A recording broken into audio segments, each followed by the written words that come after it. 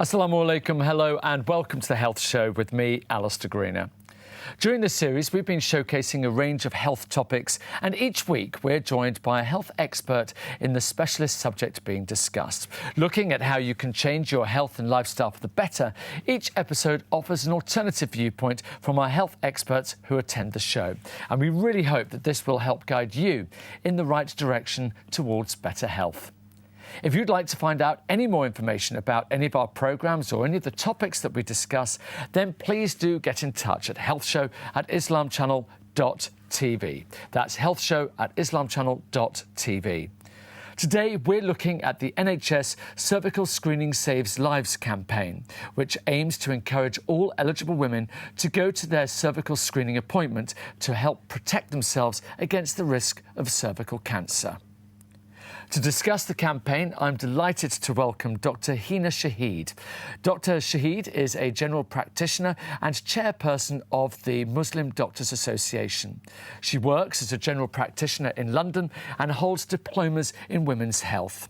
She's a recipient of the British Muslim Awards for Services to Medicine and was named as one of the top 100 influential Muslims in Britain in 2018. Welcome. Thank you so much for coming in. Pleasure. Lots to talk about, a really important topic, so really looking forward to finding out more. Now, the human papillomavirus HPV vaccine used to prevent cervical cancer is safe and efficient, says the World Health Organization, seeking to dismiss rumours which put many people off getting the jab. Let's take a look, but I warn you, if you don't like needles, you might want to look away.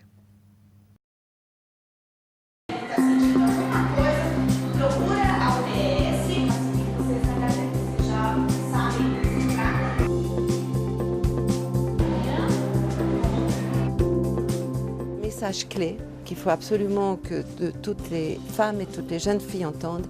On a un vaccin qui est très efficace et qui est sûr. C'est le vaccin contre le virus du papillome humain. Donc toutes les jeunes filles de 9 à 14 ans doivent être vaccinées. Le bénéfice de ce vaccin se montrera à l'âge adulte parce qu'elles n'auront pas de cancer du col. Il faut comprendre qu'il y a 570 000 nouveaux cas de cancer du col tous les ans dans le monde et que la distribution de ces cas est très inégale. Donc on trouve une concentration dans les pays du sud de l'Afrique, en Amérique latine et dans certains pays d'Asie.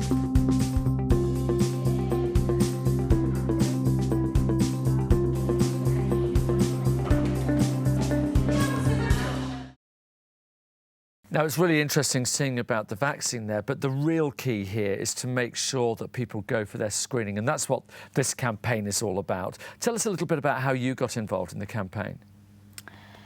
So I'm a GP and also do a lot of work within Muslim communities on health promotion.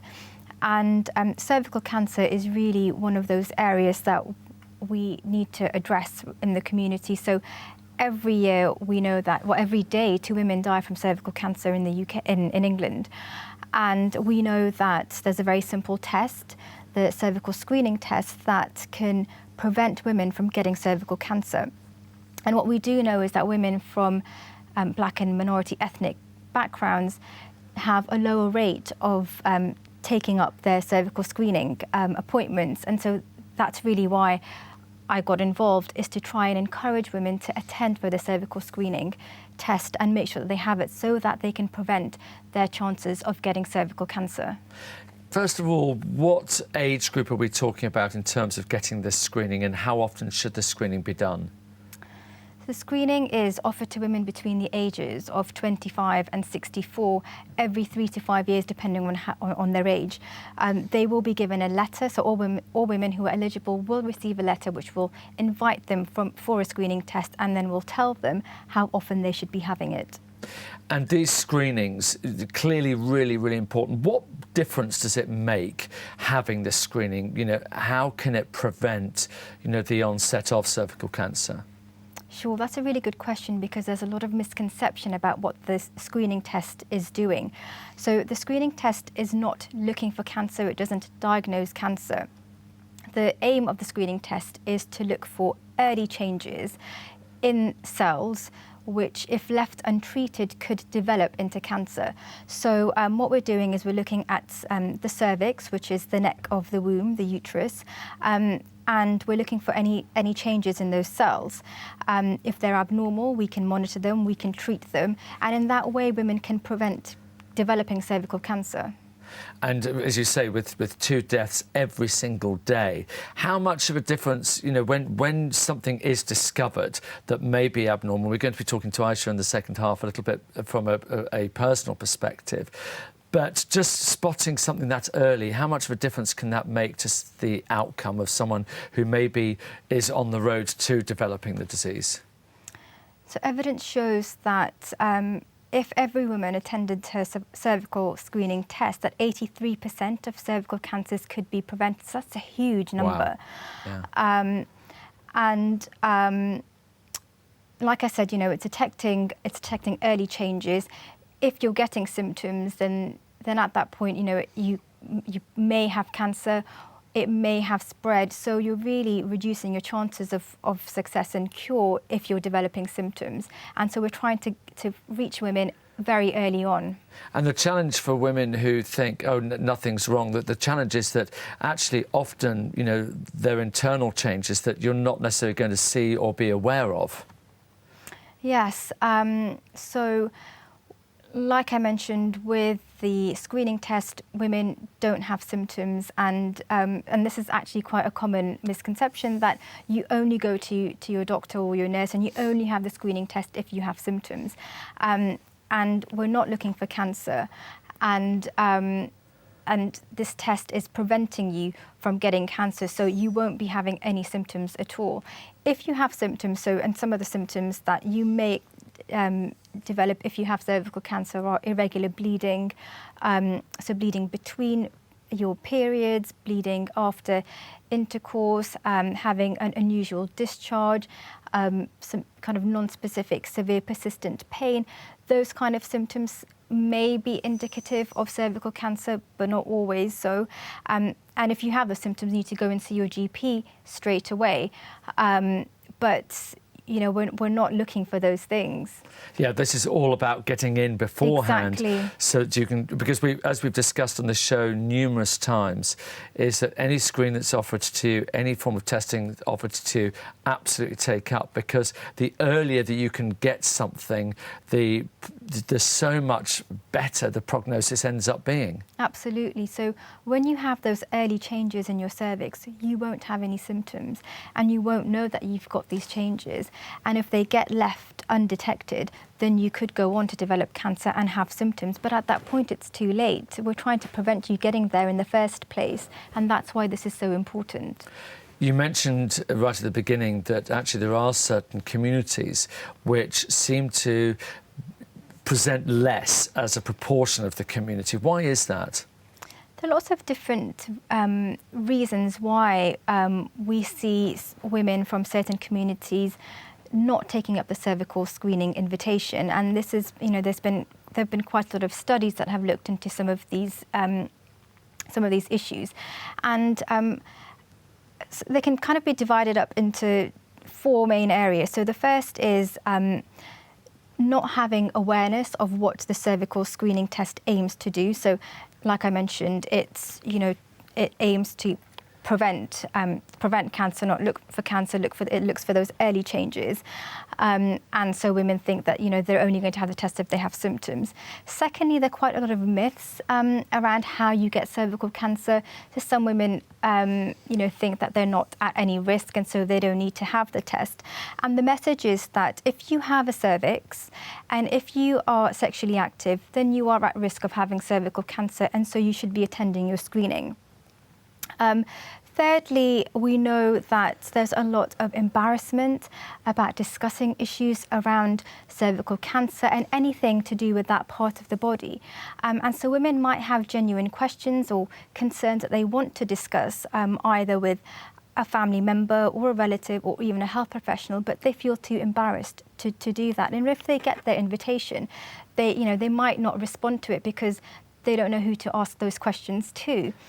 And there's quite a lot of myths surrounding this. You know, you've touched on a few there. And one of the myths, perhaps, is the fact that they don't feel that it's going to be someone of the same gender looking after them, and the privacy. And, at the end of the day, we are talking about a sensitive part of the body which most people, understandably, are going to feel a little bit nervous about. Yeah, absolutely. So when you go and have your cervical screening test, almost always it's carried out by a female practitioner, and you can always double check that by asking the receptionist when you're booking the appointment who you're having the screening test with. It's done in a very private manner, so you're in a room with that health practitioner who's female. You're behind a curtain. There's and the nurses and the doctors who do this are really skilled and experienced and are there to put you at ease and make you feel comfortable. And to answer any questions. So, the message that I want to give is don't feel embarrassed or shy asking any questions, because that's what we're there for. And sometimes culturally that's really difficult for people because they're going completely out of their comfort zone. It's just not something that they normally do. What role do mothers play in this? Because obviously if a mother is going for regular screening, towards her daughter, she can almost, it's that kind of like you see someone else doing it, so therefore you're more encouraged to do it yourself. Yes, that's a really good point. So I know my mum, for example, will tell me when she's going for any kind of screening. And it's important to have those conversations, to normalise them, and to realise that actually this is something that we should be doing, and we're looking after our health, which actually is a part of our faith. Exactly, and it's interesting when you talk about the whole almost cascading effect, that as soon as you get in these new habits, and once you get into the habit of going for those regular screenings, it really then becomes, I presume, quite a bit easier because you know what to expect. Yeah, absolutely. Now, in terms of the campaign itself, cervical screening's been around for quite some time. What is it about this campaign? Is there anything that's different? Yeah, so we've actually seen that there's a dip in the number of women that are going for this cervical screening. So in the last 20 years, we're seeing that that there's an all-time low in the number of women that are attending the cervical screening tests, and so that's where the campaign is, comes in. It's to raise awareness of what the test is, why it's necessary, what the benefits are of women having it, and to try and understand what some of the reasons are why women might not be attending. So we've discussed some of those already. And another one actually is fear of the test. And some women might feel that, that it's going to be very painful, or it's going to cause side effects or complications. And again, it's a very safe test. It's very simple. It takes about 5 minutes to do. So it's about having those conversations and so that women know what the test actually involves, rather than kind of depending on myths and misconceptions. And there are lots of those that are going around.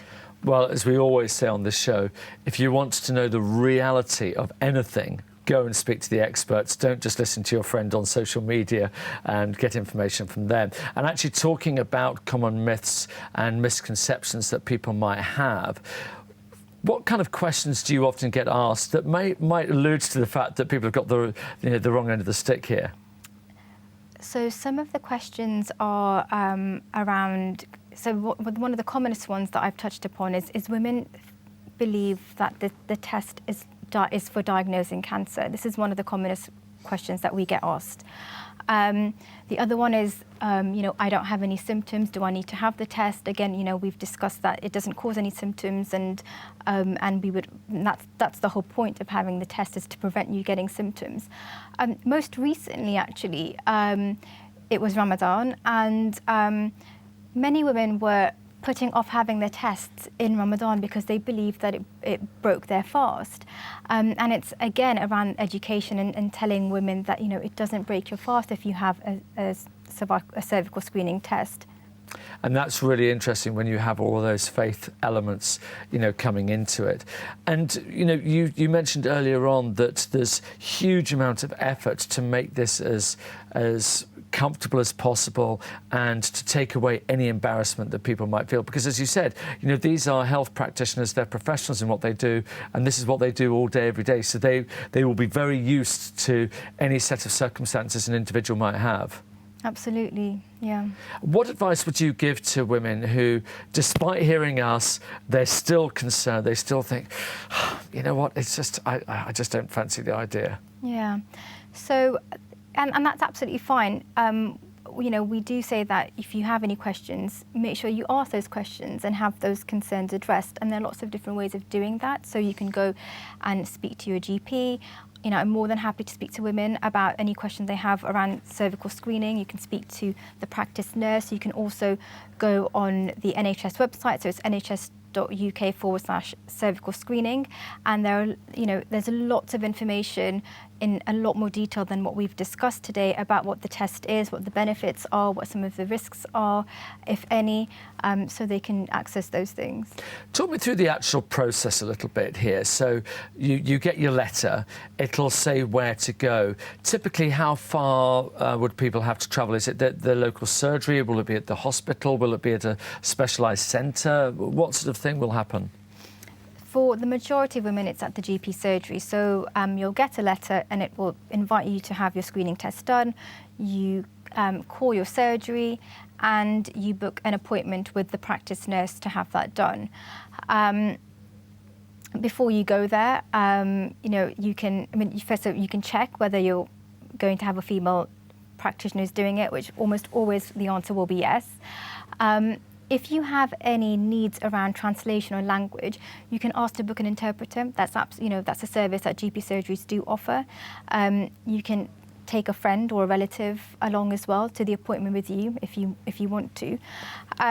So there are just a few things that women should be aware of when they're booking the appointment. So what we do say is try and avoid booking the appointment when you're on your period or 2 days before and after your period, just because sometimes the cells are going through various changes which can be picked up, which we don't want to pick up at that stage. So try and avoid those periods. Wear a loose skirt to the appointment, so that it's very easy to have. It's very easy to do the test. It takes only 5 minutes. Once you get to your appointment, you'll be taken into the consultation room. You'll be behind a curtain, so your privacy will be completely respected. The nurse will ask you to expose the part that's necessary, and then the test itself involves a small plastic tube that that goes inside and looks at the neck of the womb. And we use a very small, soft brush to take a small sample of cells from the cervix, send them off to the microscope, and then you go home, and you'll receive a letter in about 2 weeks telling you what the results of this test are. So the test itself takes about 5 minutes. And that's a really important thing, isn't it? The fact it's quick and also it's completely pain-free, because I'm guessing that some people think that it might actually be quite uncomfortable. So a little bit of discomfort is normal. But if you are experiencing any discomfort or pain, let the nurse know who's doing the test. It may be that she just needs to change the position. She can give you some breathing exercises to do. She may need to change the size of the speculum as well, which is a small plastic tube, to do the test. So there are lots of different things that we can do to try and minimise the discomfort for the patient. When we're coming back to the campaign, you were saying that it's all about getting those numbers back up again. Mm-hmm. What's the percentage? You were saying 83%, which is a staggering amount that in terms of the benefits. What percentage are you sort of hoping with this campaign to get back up to in terms of the amount of women who are eligible to get them having the screening? We're trying to reach out to as many women as possible. So in the ideal scenario, we'd want it to be 100%. Just because 83% of cancers is quite a lot, it's quite a large, significant amount. Yeah. And so that's why we want to encourage all women to attend the cervical screening appointment. But in particular, in those communities where we know the numbers are lower than the national average, we want to raise that awareness even further, and that's where the campaign comes in. Now, the other thing as well is we talked about mothers with their daughters, but I guess it also works the other way, where daughters are maybe saying to their mothers or their aunts or their cousins and things like that. How would you suggest someone broaches that subject with somebody that they know, they care for, and they feel they can have a conversation with them about making sure they're getting screened, but maybe just a couple of words of advice of how to initiate that conversation? That's a really important point, because we are seeing younger people who are more aware of the screening campaigns, and their older relatives might have lots of questions. They don't know who to ask, and so this is a perfect opportunity to to try and encourage those older relatives to attend for this screening. And there are lots of different ways of doing this. So, it may be that if as a young person you've received your screening invitation, you could bring this up with one of your relatives and say, I've received this invitation. When was the last time you received your invitation, and have you attended your screening test? And they might have questions about, well, what is it for? I thought it was for cancer. I don't have any symptoms. I don't think I'm at any risk. So, it opens up conversation for you to then start addressing some of those concerns that previously they may not have been able to ask anyone. And the other thing as well is whether, for people who are particularly nervous, especially if they're quite young, it's their first time, can they take people with them? You talked about maybe people who, where English isn't their first language or something. So there's a lot of help and support surrounding those things, aren't there? Yes, absolutely. So they can take a friend, they can take a family member or relative, they can book an interpreter at the appointment if they feel that they might struggle with language. So there's lots of support, as you've mentioned. So again, for somebody who is a bit nervous, or maybe knows someone who's a bit nervous, we're going to talk more in the second half about that, because we're going to bring along Isha, who's going to give her experience. So we'll be able to give that a little bit more emphasis later on. But for the moment, thank you very much indeed. Now, we must stress that should you suffer from any medical problems or health concerns, it's always highly advisable that you recommend and you contact your doctor or GP, as the Health Show gives you an alternative viewpoint to the health concern being discussed. Join us after the break, where we're going to be joined by Isha Webber and hear how she was saved after attending her appointment. Don't go anywhere.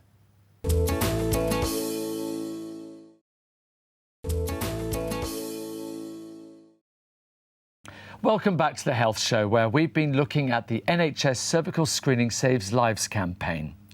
The government has launched a national screening campaign because all women across the country need to be reminded of the importance of cervical screening and how it can stop cancer before it starts. To show exactly how important this is, we're delighted to be joined by Isha Webber. When she attended her second cervical screening appointment, some abnormal cells were discovered.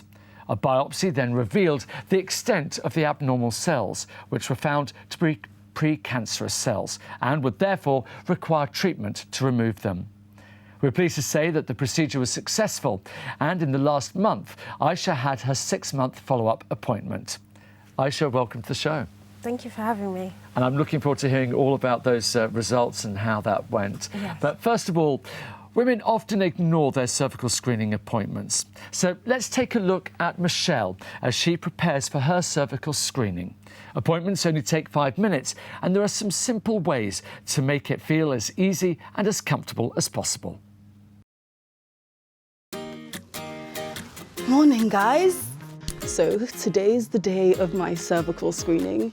There's a few things I can do today to make my appointment as fuss-free as possible so I can get on with the rest of my day.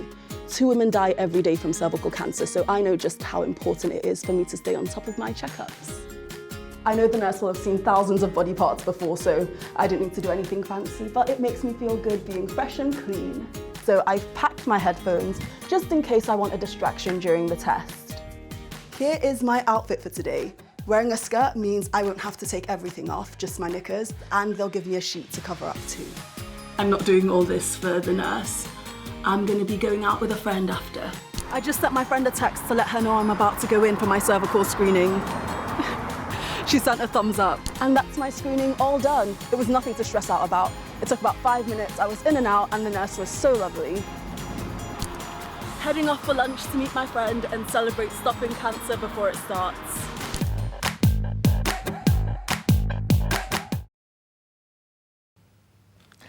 Isha, watching that video, it just seems so normal, so straightforward. Was it like that for you when you went for your first screening? So my first screening, yes, at the age of 25, the letter came through the post and my mum just prompted me to say, don't forget to book in. So that was 3 years ago. I went for that one. And last summer, when I was reminded to have my second cervical screening test done, I thought, oh, 3 years have gone really quickly. same procedure as normal. I would book in to see my nurse, and it would pretty much be business as usual. And that's the thing, isn't it? You know, we saw there Michelle just going off with her mates afterwards. This isn't really something that's going to make a major interruption in your day that some people might think. No, I think my thought process was it's as though going for my annual dental checkup. It was just something that was going to be done. But in terms of, from a health perspective, from about the age of 16, we had numerous unfortunate deaths in the family as a result of cancer. So from quite a young age, as a teenager, I was very aware of the importance of looking out for different symptoms, and I was aware of the breast cancer screening. So when I found out about the cervical screening program, it was just a no-brainer that if this is preventative, it's something that I should keep on top of. And very sad that you had effectively that nudge to make sure that you did go. What about your friends? Are they as equally aware? Are they as on top of this as you are? No, not until last summer when I took to social media to prompt everyone. Probably because everyone was busy, or a particular age group move around from a flat share to maybe uni and back again. So unfortunately, registering with your local GP practice isn't priority. My friends also are on quite busy jobs, so don't really want to take time off to go to the doctor. And that's the big thing, isn't it? It's almost easier not to go. Yes. Because it's just another interruption, and you know what, the chances are I will be fine, and you're living proof that it makes a massive difference. Yes. So hence why you're here today, I presume, to make sure that everyone follows your advice. Yes. Tell us a little bit about the time when you went to the second screening, and from the moment that you left, was anything said at the time, you know, there and then? No. As Michelle shared, it was a 15-minute appointment. Most of the time is taken up asking, just making sure everything's okay. Have you had any unusual symptoms? It was slightly uncomfortable, not anything unusual. And the nurse informed me that I would receive results between 2 to 6 weeks. And it was a bright summer's morning, and I went home and I made dinner. So at the time, I didn't necessarily think that I would receive the results I did. And let's be honest, as young people, you know, we're invincible, right? Yes, you know, we are. All young people, you know, it happens to somebody else. So describe the moment when you received some form of communication. First of all, how did that communication get to you that actually something wasn't quite right? Well, I was very fortunate that my results were processed quite quickly. And it was only because the receptionist at the gynecological department wasn't sure if the post would get to me on time, that she gave me a courtesy call to say, we've made an appointment for you on Monday. We're not sure if the letter will get to you in time, but just so you know, come in, I think it was at 1:30, and you would have biopsies taken. At that moment, I did what most people do, and I jumped on Google, and I looked at the first 3 credible results, so NHS and one of the cervical cancer trusts. And I just read, what does this mean? It doesn't mean cancer, but the biopsy would just confirm the severity of the cells. And you know, listening to Aisha's story, this is probably quite familiar for you. Yes, it is. So the test itself is done at the GP surgery, and as Aisha pointed out, if there's and if you need to have any further tests done, that's normally communicated via letter, and as you said, we think that we're invincible, and when you open that letter, it can be quite distressing, quite confusing. And Aisha's response, jumping on the internet, is very normal. It's what most people do. The problem with looking at the internet, unless you know where to look for, so the sites like nhs.uk/cervical screening, lots of other sites might have horror stories. But as we discussed, the cervical screening test looks for early changes, not cancer. And as we've seen in Aisha's case, I'm not sure what the results of your biopsy, your second biopsy were. So it was moderate to severe. So the biopsies were to confirm what side of the fence they fell on. Thankfully, my letter did arrive, and it came with a very helpful NHS leaflet that actually explained what the next steps were. And it was actually very reassuring, and I handed that to my mum and dad because they were more panicked than I was. So you received the letter. You then went to the appointment. Yes. Talk us through that, the way that, the way things were discussed and what the future would hold.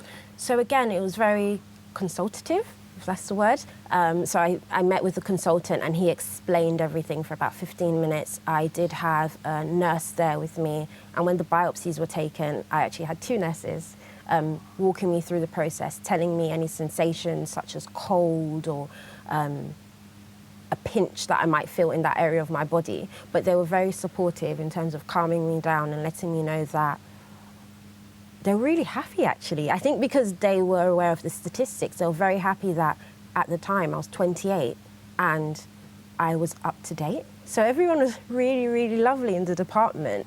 And massive relief that they had Yes. caught it at such an early stage. Yes.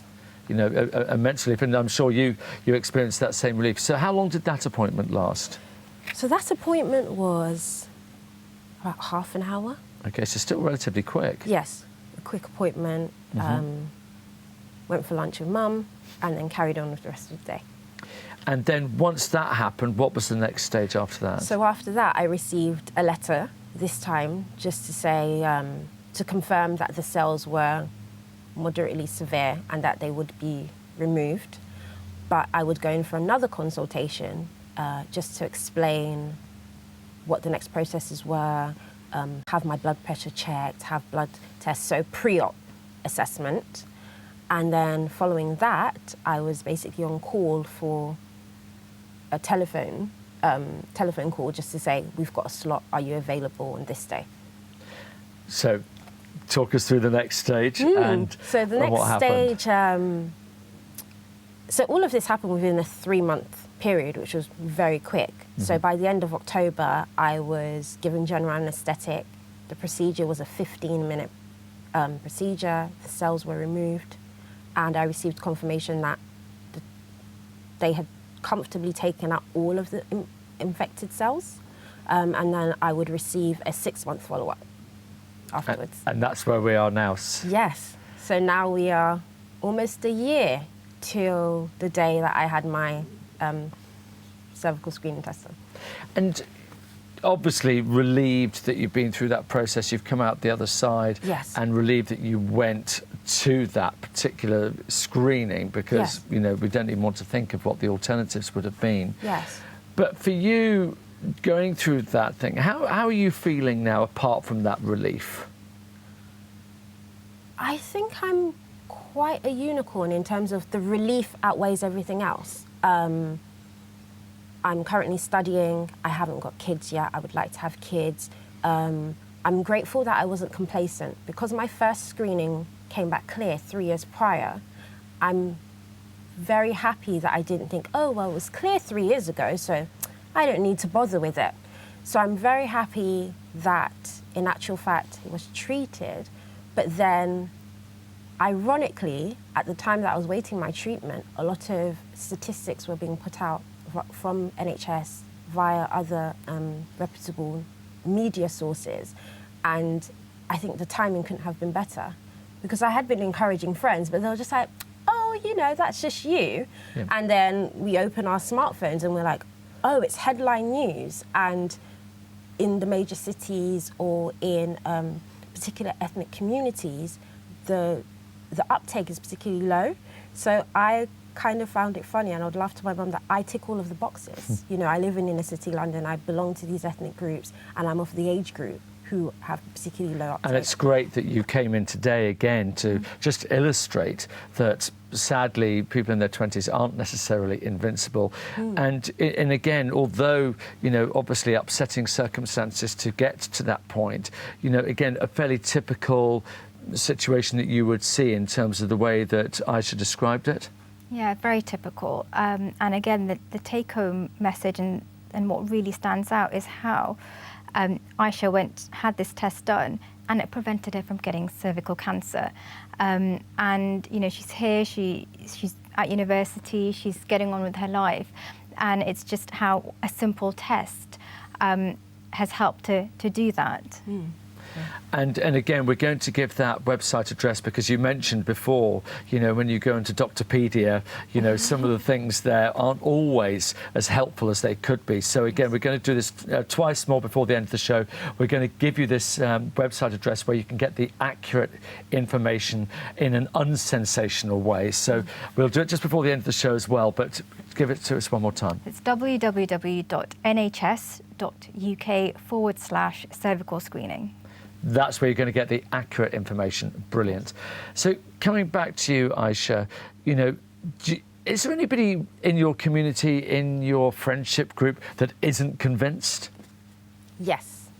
Women who have not been sexually active before, women on the other end of the spectrum who are older, who have maybe had children and think, I don't necessarily need to keep up with my 3-year tests because I've had 6 of them and now it's boring.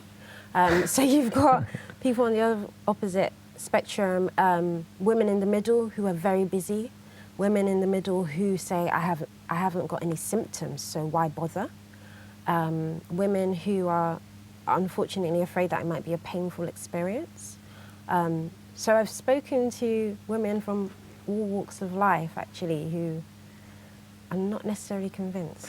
And I really like your analogy of it's like going to the dentist. The only thing is you only have to go once every 3 years, not every 6 months. Yes, exactly. You know, and you know that kind of analogy is really helpful, isn't it? Yes, it's about normalising the screening test and understanding its value and how important it is to have it to prevent you from getting cervical cancer. And Isha demonstrated, and we saw in the video, how easy and straightforward it is to have it. It's very quick, and you can just get on with the rest of your day when you go in for your test. And looking at the patients that you deal with, you know, here in London, we've got such a diverse community. And again, we touched on this before about different communities being a little bit more reluctant. What's the kind of spread that you get of different individuals? It's very varied and difficult to kind of difficult to categorise, but you know, as Isha mentioned, we see women all across the spectrum, the very young who believe that they're not at any risk, the older women who feel that, you know, that they've had all these screening tests and they've been negative and so they don't need to have any tests. But Isha just demonstrated how her first test was negative and then her subsequent test came back positive. And so, and you know, again, the message there is we would encourage you to attend your 3 to 5 yearly screening tests, regardless of if all your previous screening tests have been normal. Now, you said before that it's up to age 64. What happens after that? After 64, you're not automatically recalled for a screening test, but you can request it from your GP if you feel that you may be at risk. Obviously, if at any point you have any symptoms, then you need to go and see your GP as soon as you can. Well, as we always say on the show, if you see anything or feel anything different about your body, for goodness sake, go and speak to somebody straight away. You just never know. If nothing else, it'll just put your mind at ease. And your mind now must be so at ease, thinking, I've been through this, and especially with your family history as well. Yes, I think more at ease because I have received text messages over the last year to say, oh, you'll be happy, you can stop piping on about it. But I think more my mindset was more community focused. Yes, I did go for my screening, but I think I was just very aware that I was more an anomaly in terms of my immediate and extended family circle. But it only takes one test to reveal what it did to make a dramatic difference to anybody else's life. And you know, again, coming, you know, as a student, you know, this invincibility, this we haven't got time because we're studying and so on. How do you get over that with people? Apart from telling your story, how do you convince people, for goodness sake, just go and get it done? Well, I did have to take 2 weeks off my master's. I did inform my course director, which was a bit awkward, you know, as a male to tell him. But I just thought, well, there are other students who are probably doing their masters post 25 who might necessarily think, oh, I'll do that in a year's time because I'm too busy doing my dissertation. So actually it enlightening when a few lecturers was saying to me, oh, we heard about it, we're going to speak to our other female students just to promote health and well-being overall. So at first I was a bit discouraged to think, oh, I'm going to look a bit maybe not as studious if I take 2 weeks off to recover from general anaesthetic. But in hindsight, I'm very grateful I did, just seeing the small ripple effects. Now, it will have come to everybody's attention watching the show that we are passionate about getting this message across to make sure that women get screening. What I'd like to do is finish off again by just that final call from both of you, really to women who maybe have that letter sat on a table somewhere, who haven't done something about it and are thinking, all the reasons that you gave earlier on, Isha. Give us your final message, your final thoughts. Sure. So we need to remember that 2 women die every day in England from cervical cancer, and the screening test prevents you from getting cancer. It's a very simple test. It takes 5 minutes. We've heard from Isha. We know that if every woman had her cervical screening test, 83% of cancers would be prevented. So if you have that letter, please pick up the phone and make an appointment with your GP. Perfect. Isha? I would say to any young woman who hasn't had her screening test done, or an older woman who can't remember the last time, that you can just give your GP practice a call and they would inform you if you've missed it in the post or maybe you've moved addresses. But again, highlighting that this is one of the only cervical screening programs that actually detect precancerous cells. So it's wonderful that you can pick up cancer before it actually develops. So cervical screening test does save lives, and I'm grateful that I did it. So I'll encourage you to have yours done too. I can't say any more than that. Absolutely perfect. Thank you both so much indeed for coming in and for really putting the focus on this screening. So thank you very much indeed. Now, unfortunately, that's all we have time for. I'd like to again thank Dr Hina Shahid for her expertise, and especially to Isha Webber for coming in and sharing her experience. Thank you for watching at home, and I really hope that you've learned as much as we have here in the studio. Please remember that if you missed your last cervical screening, it's highly advisable that you book an appointment with your GP practice as soon as possible. Once again, we must stress that should you suffer from any medical problems or health concerns, it's always highly recommended that you contact your doctor or GP, as the Health Show gives you an alternative viewpoint to the health concern being discussed. Again, if you'd like to find out more about this or any of the subjects that we've been discussing on the show or throughout the series, please do email us at healthshow@islamchannel.tv. That's healthshow@islamchannel.tv. But for now, it's goodbye from me. See you again next week. Assalamu alaikum.